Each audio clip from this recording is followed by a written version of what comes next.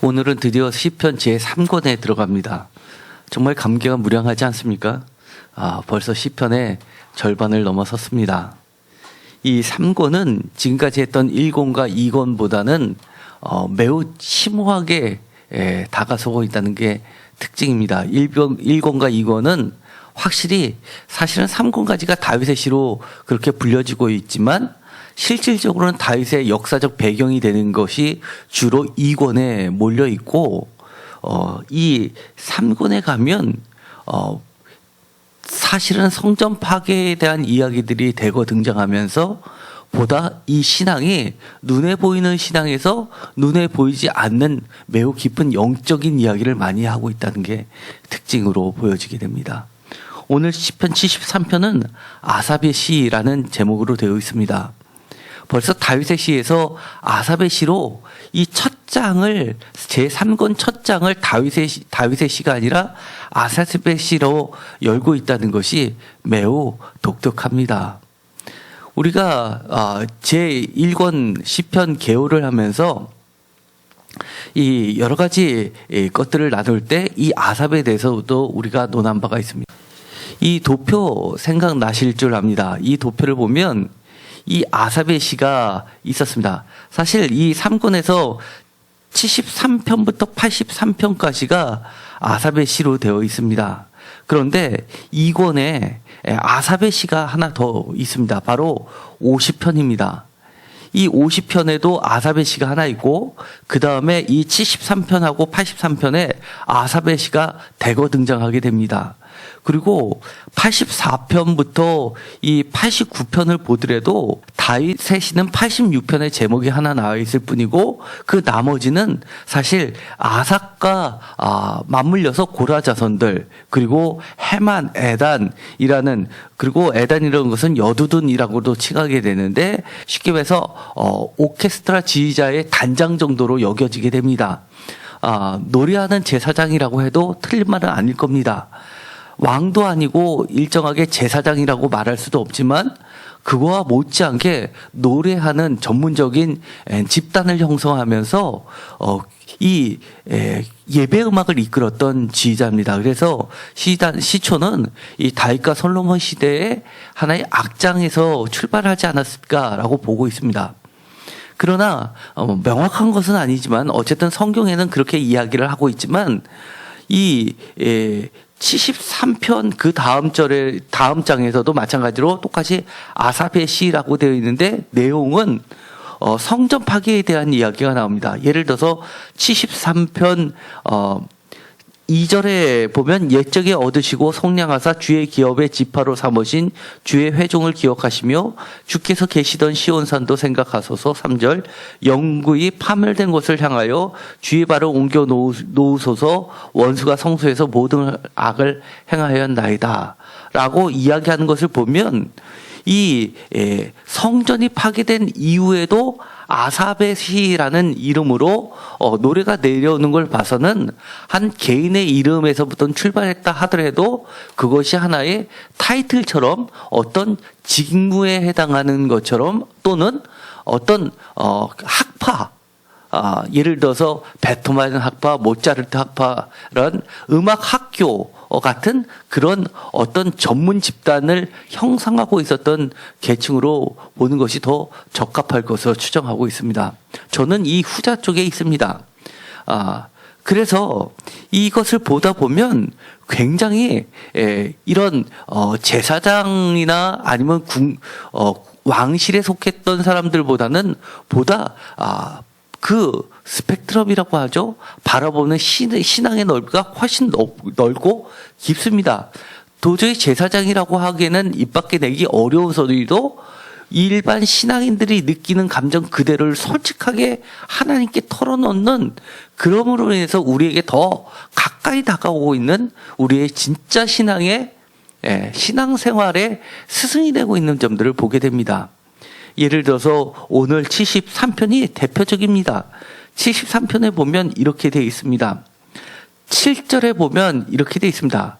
살찜으로 그들의 눈이 솟아나며 그들의 소득은 마음의 소원보다 많으며 라고 되어 있으며, 그뿐만 아니라 11절에 말하기를 하나님이 어찌 알랴 지존자에게 지식이 있으랴 하는 그런 악한 자들이 하나님이 모른다. 하나님은 살아계신 분이 아니기 때문에 지식도 없다. 마치 우상 취급하면서 그러면서 12절에 악인들이라도 항상 편안하고 재물은 더 불어나는데 오히려 하나님을 진실히 섬기려는 나는 13절 내가 내 마음을 깨끗하게 하며 내 손을 씻어 무지하다 한 것이 실로 헛되도다 라고 하면서 신앙에 깊은 고뇌를 갖고 있다는 것을 보여줍니다. 여러분들은 어제 편안하게 주무셨습니까? 지금까지 살면서 신앙생활 잘 해왔는데 걱정과 근심이 없었습니까? 혹시 나보다 신앙생활을 못하는 사람 또는 신앙이 아예 없는 사람들이 나보다 더 편안하게 잘 사는 걸 보신 적 있습니까? 그리고 나보다 더 잘 사는 것이 눈에 지금도 보이십니까? 그들은 무소불능한 것처럼 보이십니까? 때로는 그들이 하나님을 욕하면서도 하나님보다 더 높은 채 하는데 아무도 그들을 건드릴 수 없는 것처럼 보여질 때가 많이 있습니까? 지금까지 교회에서는 하나님이 최고요. 악인들은 모두 멸하고 하나님을 잘 믿는 사람이 복받고 그리고 하나님이 그를 높여주신다고 했는데 100% 그것이 옳다라고 하십니까? 아니면 그것은 세상에 살 때는 그렇지 않고 죽어서 저 세상에 갔을 때 하늘나라에 갔을 때만 이루어지겠지라고 생각하십니까? 만약에 목사님이 여러분들께 예배 시간에 세상은 내 맘대로 살아도 잘 살 수 있습니다. 우리가 신앙생활하는 것은 저 죽어서 하늘나라에 갔을 때만 유용하기 때문에 보험 들듯이 그렇게 해야 하는 겁니다. 라고 한다면 그게 목사입니까? 그게 진리입니까? 그런데 이 3권의 첫 장을 전체 3권을 여는 첫 장을 아삽은 과감히 이런 질문을 내던지고 있다는 겁니다. 아삽의 시를 보면은 83편부터 85편까지는 고라, 87편부터 88편까지도 마찬가지 고라, 89편은 에단, 반면에 이 73편부터는 83편 그리고 50편도 아삽의 시로 되어 있으면서 이런 부분들이 바로 우리 일반 성도들이 주의 백성들이 겪고 있는 고민을 솔직하게 하나님한테 묻고 그것에 대한 해답을 이렇게 찬양과 기도로서 우리에게 다시 알려주고 있습니다. 그래서 많은 학자들 이 아삽을 예언자 집단이라고 그렇게 이야기도 합니다. 우리가 사울도 왕이 될 때 저 높은 곳에서 노래하는 사람들을 만나서 결국은 왕이 될 것이라는 예언을 받습니다. 다윗도 사울 앞에서 악신이 들었을 때 노래하면서 그 귀신을 쫓아냈습니다. 고대로 갈수록 이 노래하는 집단이라는 것은 예언자 집단을 바로 예표하고 있는 겁니다. 예시하고 있는 겁니다. 그래서 이 아삽은 그야말로 제가 읽어보면 매우 영적이면서 심오하면서 우리들이 혼돈에 빠질 때 다시금 옳은 길을 가게끔 우리에게 교훈을 주고 그리고 진리를 가르쳐주면서 다시 하나님께 가까이 하고 하나님과 늘 함께 할 수 있게 해주는 뛰어난 악장입니다. 73편은 보통 여러 구절로 나누게 됩니다.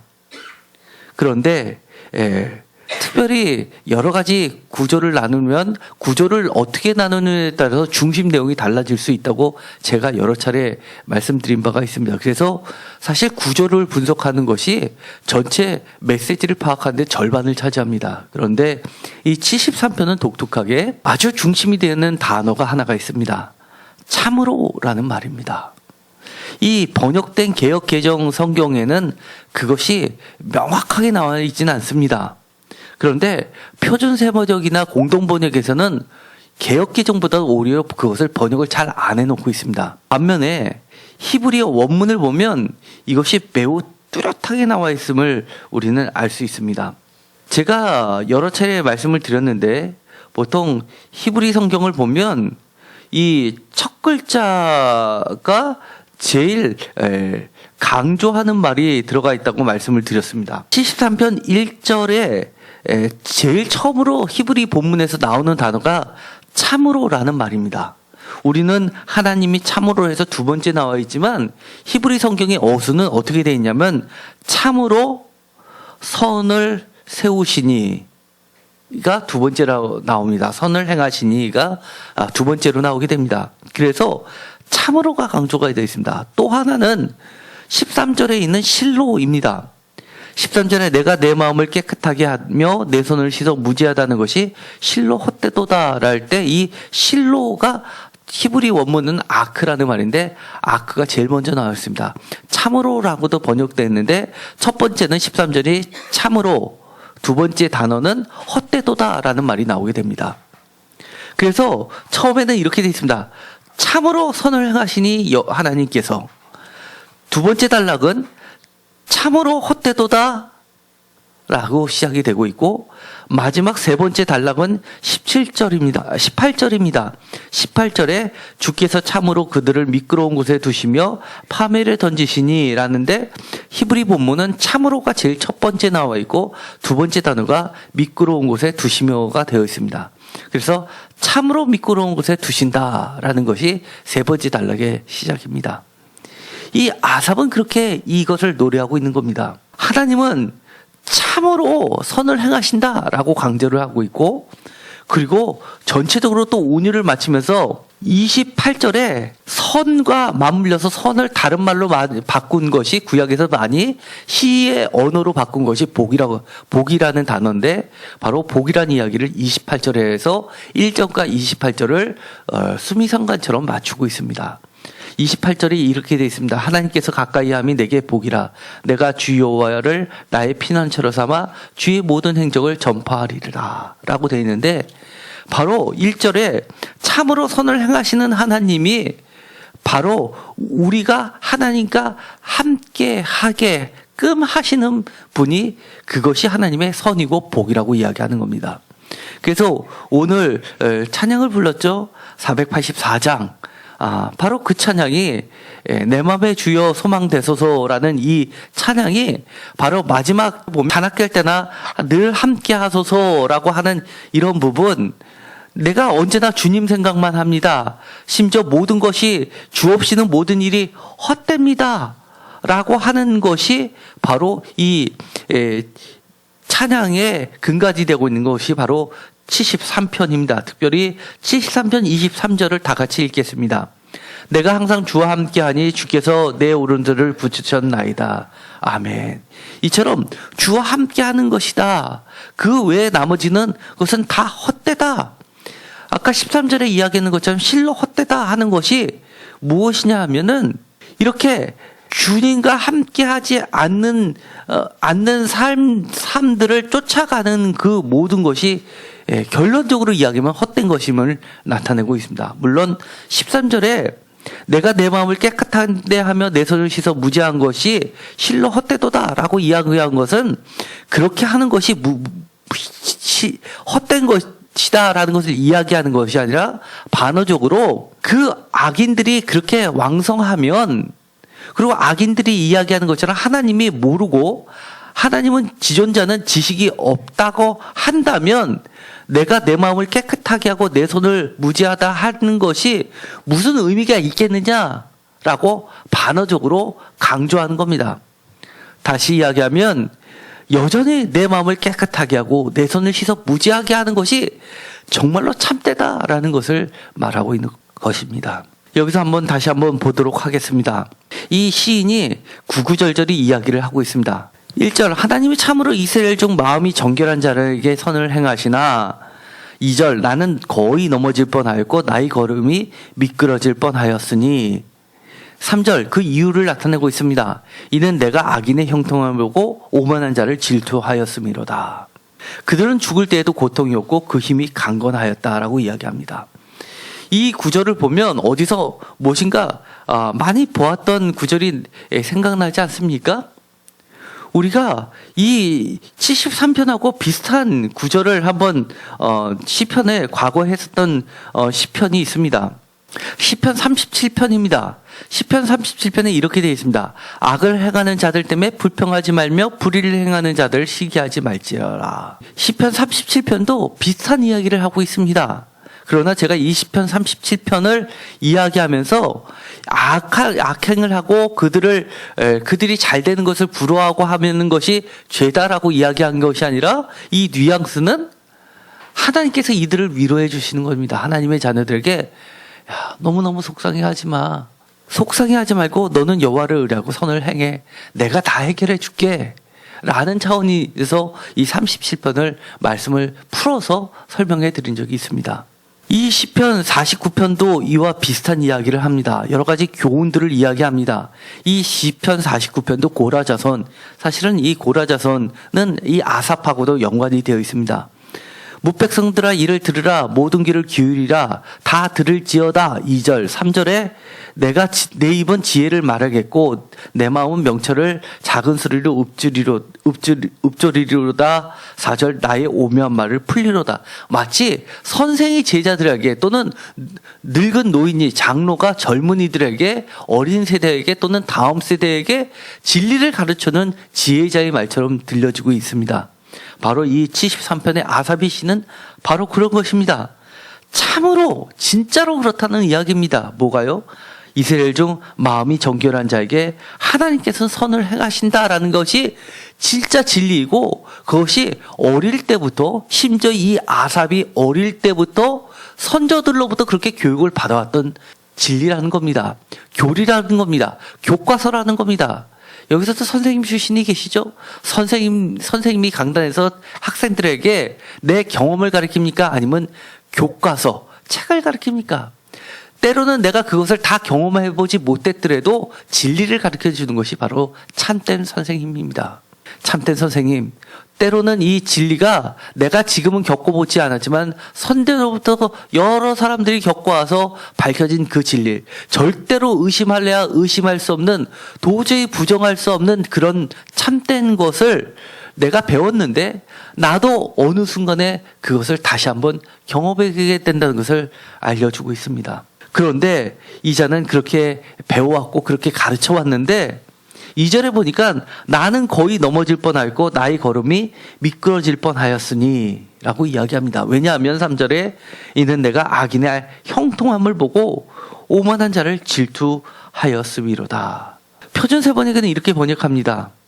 그 믿음을 버리고 미끄러질 뻔했구나. 그것은 내가 거만한 자를 시샘하고 악인들이 누리는 평안을 부러워했기 때문이다. 이는 어떤 믿음을 버렸다고 합니까? 1절에 있는 것처럼 하나님은 마음이 정직한 자와 마음이 정결한 사람에게 선을 베푸시는 분이시건만 나는 그 확신을 잃고 넘어질 뻔하였구나 라고 이야기를 하는 겁니다. 하나님은 누구에게? 이스라엘 중 마음이 정결한 자에게 라고 이야기합니다. 이 이야기는 우리는 무심코 들을 수 있지만 이스라엘 사람들에게는 이 이야기가 매우 다르게 들려질 겁니다. 우리보다는 무척 다르게 들려질 겁니다. 이스라엘이라고 부른다는 것은 무엇입니까? 마음이 정결하다는 것은 무엇입니까? 사실 이스라엘과 마음이 정결한 것은 잘 맞지 않습니다. 이스라엘의 원래 이름은 무엇이었습니까? 야곱이었습니다. 야곱은 무엇의 대명사입니까? 간사한 자, 속이는 자, 기만하는 자입니다. 그러나 하나님께서는 야곱을 사랑하셨고 에서를 미워하셨다라고 하면서 주권적으로, 절대적으로, 일방적으로 그를 선택하셨고 하나님의 그 선택하심이 옳으셨고 선하시기 때문에 그들에게 영원한 복을 허락해 주셨던 겁니다. 그리고 그들과 함께 해 주셨습니다. 우리가 아직 에서에 대해서는 아직 공부를 많이 하지 않았습니다. 앞으로는 오바다 같은 데를 보게 되면 이 에서의 후예가 최종 완전히 멸절되는 것을 보게 됩니다. 하나님은 그들과 함께 하지 아니하셨고 오히려 부족하고 못난 야곱을 선택하셔서 그들과 함께 하시면서 그들에게 의롭다라고 해주셨습니다. 그래서 간사한 자가 아니라 이제는 참 이스라엘이다라고 할 때는 이들이 마음이 정결한 자라는 것, 의로운 자, 올곧은 자라고 하는 것이 됩니다. 그래서 참으로 이스라엘 중 마음이 정결한 자라는 이야기는 간사하고 간사한 야곱 같은 자 중에서 진짜 마음이 올곧은 참으로 하나님만을 붙들자고 하는 자들 중에는 이라고 거꾸로 바꿔서 읽을 수도 있는 이야기가 되는 겁니다. 그렇기 때문에 이 1절에 담긴 이 내용은 우리가 생각하는 것처럼 그렇게 단순하지 않고 꼬고 또 비꼬아서 매우 여러 겹의 의미를 갖고 있습니다. 하나님께서는 선을 행하시는데 어떤 방식으로 선을 행하시고 있는지를 이 다음 구절부터 쭉 이야기를 하고 계십니다. 이 2절에 그렇게 뛰어난 지혜의 스승이요, 비록 제사장이나 왕은 아니지만 예언자 집단에 속하면서 교회 음악을, 예배 음악을 관장하는, 그러면서 많은 사람을 가르치는 우두머리에 있는 사람도 그조차도 미끄러질 뻔했던 일을 고백하고 있는 겁니다. 그러니 일반 사람들은 얼마나 많이 넘어지는 일이겠습니까? 얼마나 많이 자빠지는 일이겠습니까? 아마 이 사람은 안간힘을 쓰면서 어릴 때부터 배웠던 믿음, 하나님이 참으로 이스라엘 중 마음이 정결한 자에게 선을 행하신다는 것을 믿고 그것 때문에 자기가 끝까지 선을 행하려고 애썼다는 것을 보여주게 됩니다. 바로 13절입니다. 다 같이 읽겠습니다. 내가 내 마음을 깨끗하게 하며 내 손을 씻어 무지하다 한 것이 실로 헛되도다.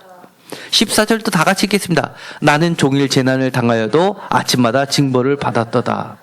이 14절을 표준세번역은 이렇게 번역합니다.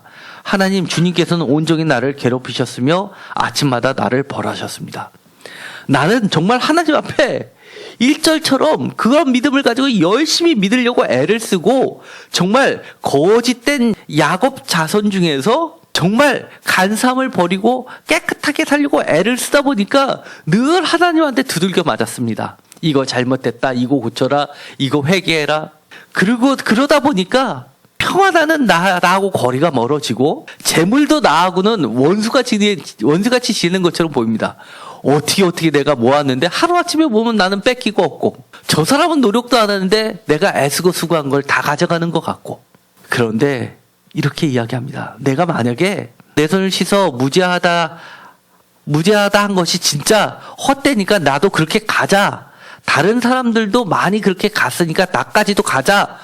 그리고 사람들이 다 모였을 때는 그저 교회 아니니까 하나님이 이렇게 믿으십시오라고 얘기하면 되지, 사람이 모를 때는 슬쩍 하는 거 어때? 라고 할 수도 있지만, 그렇게 한다 그러면 어떻게 되겠다라고 얘기하냐면 15절입니다. 다 같이 읽겠습니다. 내가 만일 스스로 이르기를 내가 그들처럼 말하리라 하였더라면 나는 주의 아들들의 세대에 대하여 악행을 행하였으리이다. 한마디로 뭡니까? 나는 끝까지 그럼에도 불구하고 하나님에 대한 믿음을 붙잡고 있었다는 것이 됩니다. 내가 조금 뒤처지는 것 같고, 내가 지금 징벌을 받는 것 같아도 하나님은 끝까지 버리시지 않는다는 것을 이는 믿었던 겁니다. 지켰던 겁니다. 그런데 그렇게 하다 보니까 어떻게 됩니까? 16절에 내가 어쩌면 이를 알까 하여 생각한지 그것이 내게 심한 고통이 되었더라. 얼마나 웃깁니까? 표준세번역을 제가 읽어드릴까요? 그러면 더 무슨 소리인지 잘 알 겁니다. 16절, 내가 이 얽힌 문제를 풀어보려고 깊이 생각해 보았으나 그것은 내가 풀기에는 너무나 어려운 문제였습니다. 사실 우리가 이럴 때가 한두 가지가 아니죠. 한두 번이 아니죠.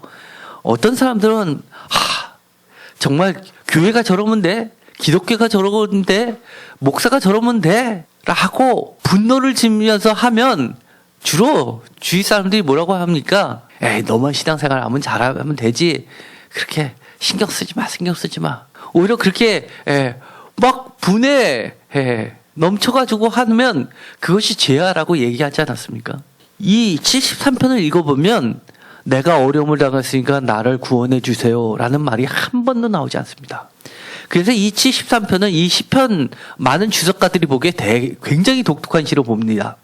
예를 들어서 대부분의 시는 내가 어려움을 당해서 나를 구원해 주십시오, 생명이 위기에 처했으니까 이것을 피하게 해 주십시오, 이런 이야기가 나오는데, 여기선 자기의 개인적인 문제를 거론하는 게 아니라 순전히 신앙의 문제를, 영적인 문제를 갖고 하나님과 하고 씨름하고 있는 겁니다.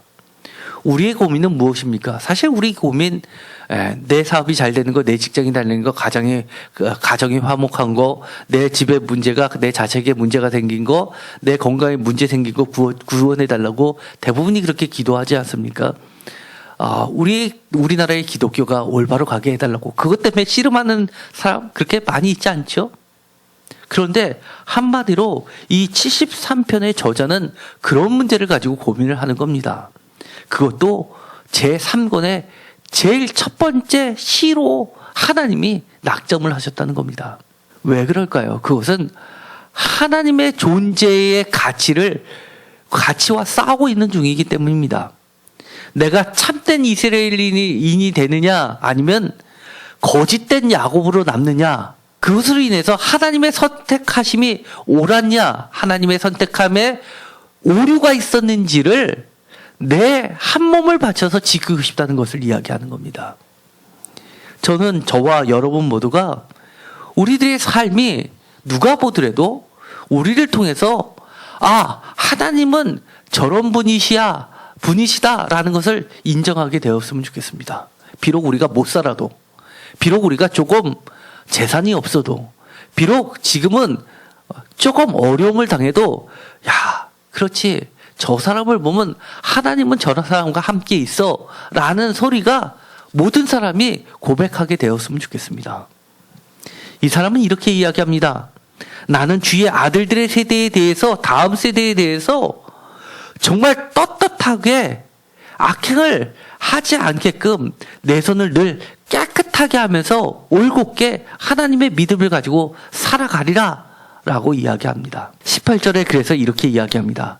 주께서 참으로 그들을 미끄러운 곳에 두시며 파멸에 던지시리니 그들이 어찌 그리 갑자기, 이 시인도 그렇게 믿고는 있었지만 막상 당해보니까 진짜네? 정말 하나님이 그러셨네? 나도 내가 그렇게 기도를 했지만 내 기도가 이렇게 빨리 들어질 수가, 그렇게 갑자기 순식간에 들어질 수가 라고 놀랄 정도로 그렇게 주께서 참으로 그들을 미끄러운 곳에 두시며 파멸에 던지시는데 어찌 그리 갑자기 황폐되었는가 놀랄 정도로 그를 전멸시켰다라고 이야기합니다. 그것도 비유를 들는데 너무 생생하게 이야기합니다. 주여, 사람이 깬 후에는 꿈을 꾹 무시함같이 주께서 깨신 후에는 그들의 형상을 멸시하리이다. 하나님의 행하신 것을 보니까 지금까지 내가 고민하면서 이해할 수 없어요, 하나님 왜 그러셨어요? 라고 많은 원망을 했던 것이 오히려 내 양심에 찔렸다고 이야기합니다. 21절에 내 마음이 산란하며 내 양심이 찔렸나이다. 내가 이같이 우매무지함으로 주 앞에 짐승이 오나 라고 고백합니다. 사실 우리는 얼마나 주님 앞에 우리 자신이 짐승 같습니까? 얼마나 무지합니까? 그런데도 얼마나 하나님 앞에서 똑똑한 척을 합니까?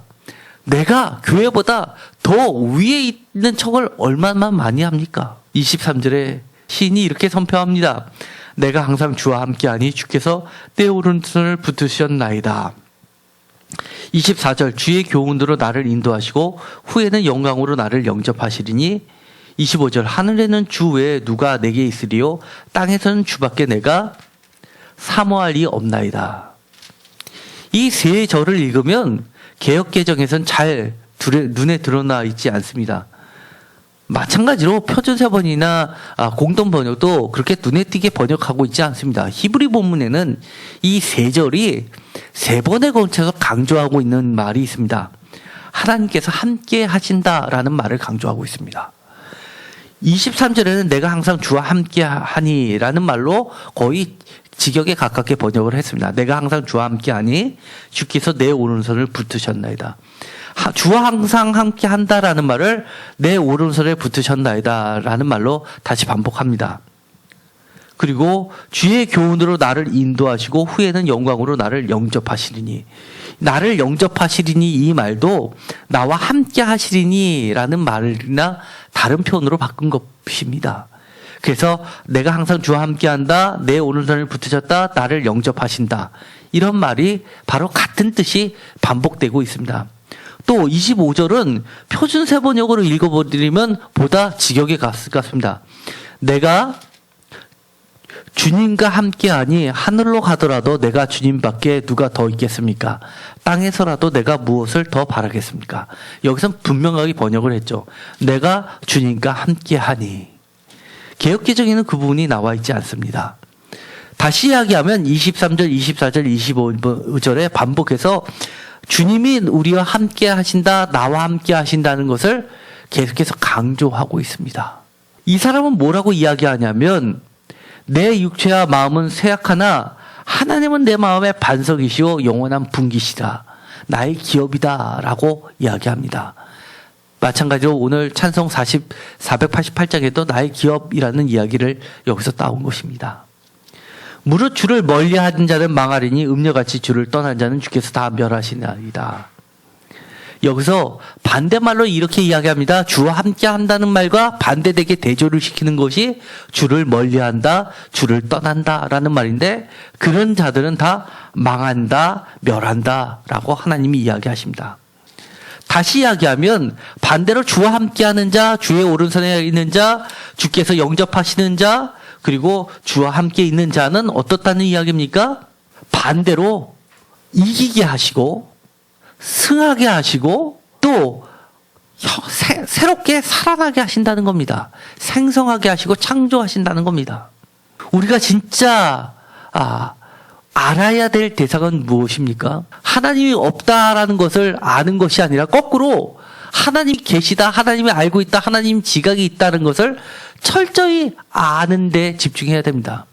사실 우리가 하나님을 믿지 못하는 사람들 들어보면 하나님이 어디 계시냐고 그럽니다. 보여달라고 합니다. 그렇죠? 우리가 똑같은 일을 경험해도 어떤 사람은 이거는 하나님이 하셨어요 하는데 어떤 사람은 이게 왜 하나님이 하셨어? 이것은 누가 했지? 예를 들어서 병을 고쳐주면 돈을 내고 약을 사 먹어서 약이 낫게 했지? 의사가 고쳐줬지? 아니면 어려움을 겪어서 변호사를 썼으면 변호사가 좋은 변호사를 만났으니까 그렇게 이겼지, 승소했지라고 이야기하지. 그 이면에 가려져 있는 하나님이 하셨어요 라는 말을 하지 않습니다.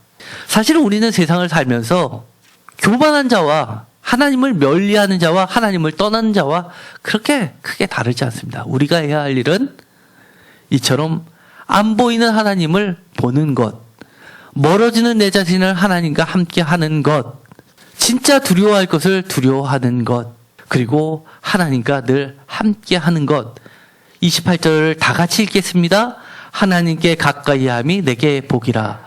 내가 주 여호와를 나의 피난처로 삼아 주의 모든 행정을 전파하리이다. 아멘. 하나님의 복을 하나님의 선이라고 다시 바꿔 표현했다고 했습니다. 하나님의 선, 하나님의 복, 이것은 무엇입니까? 하나님과 가까이 합니다. 하나님과 가까이 한다는 것이 다른 말로 쉬운 말로 뭡니까? 가장 쉬운 말, 가장 구체적인 말, 하나님의 말씀과 가까이 하는 겁니다. 다시 이야기하면 예배와 가까이 하는 겁니다. 내가 어떨 때는 혼자서 하나님의 말씀을 풀기가 너무너무 어려울 때가 많이 있습니다. 이렇게 교회에 나와서 예배 드리면서 말씀 가운데서 하나님의 말씀을 한 절 읽고 한 절 풀어줄 때마다 그렇지 하면서 다시 한번 묵상하면서 심지어 이 시인처럼 이해가 안 가는 걸 하나님께 솔직하게 얘기해 보십시오. 그러면서 나는 정말 이해가 안 갑니다. 하나님. 표준 세번역이 14절에 이야기하는 것처럼 하나님 주님께서는 온종일 나를 괴롭히셨고 아침마다 나를 벌하셨습니다. 또 내가 이 얽힌 문제를 풀어보려고 깊이 생각해 보았으나 그것은 내가 풀기에는 너무나 어려운 문제였습니다. 하나님, 그러나 제게 은혜를 베풀어 주셔서 좀 깨닫게 해 주십시오. 알게 해 주십시오. 제가 알 수 있는 가장 명확한 방법은 무엇입니까? 내 삶에 하나님의 말씀이 그대로 드러나는 겁니다.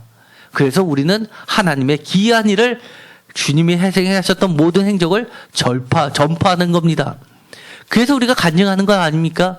남이 했던 이야기들 전하는 게 아니라 내가 옛날엔 그렇게 배워왔지만 이 아삽처럼 때로는 이것 때문에 내가 갈등하고 고민하고 나도 남들처럼 그렇게 휩쓸려 갈 뻔했지만 하나님께서 내 삶에서 그렇게 역사해 주셔서 내가 하나님이 나의 피난처시라는 것을 내가 다시 한번 경험했고 그것은 정말 놀라운 일이었고 기이한 일이었다라고 날마다 내가 다른 사람에게 증거하는 거 아닙니까? 보지 못하는 자에게 내 경험을 통해서 내가 알려줬을 때 그들도 영적인 눈이 띄어서 그러고 보니 나도 돌이켜보니 내 삶 가운데서도 하나님이 당신과 비슷한 기이한 일을 하셨어요라고 고백하게 만드는 게 사실 전도 아닙니까? 오늘도 다시 한번 돌아보십시오.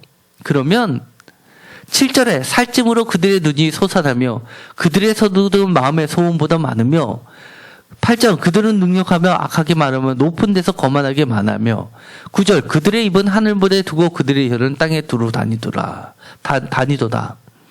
정말 무소불위한 것 같은데 그 가운데 그들을 엎으시고 정말 살찐 눈이 그의 눈이 솟아나서 앞도 안 보일 정도로 탱탱 보이는 그 욕심으로 가득한 그들의 마음, 소원보다 많은 그들의 탐심, 이것들을 다 진멸하시고 의로운 가난한 자를 하나님께서 높이고 살찌우시고 직접 하나님의 까마귀로 먹여주시는 하나님의 은혜를 우리가 날마다 경험하고 또 전파하게 되기를 간절히 소망합니다. 기도하고 마치기로 하겠습니다.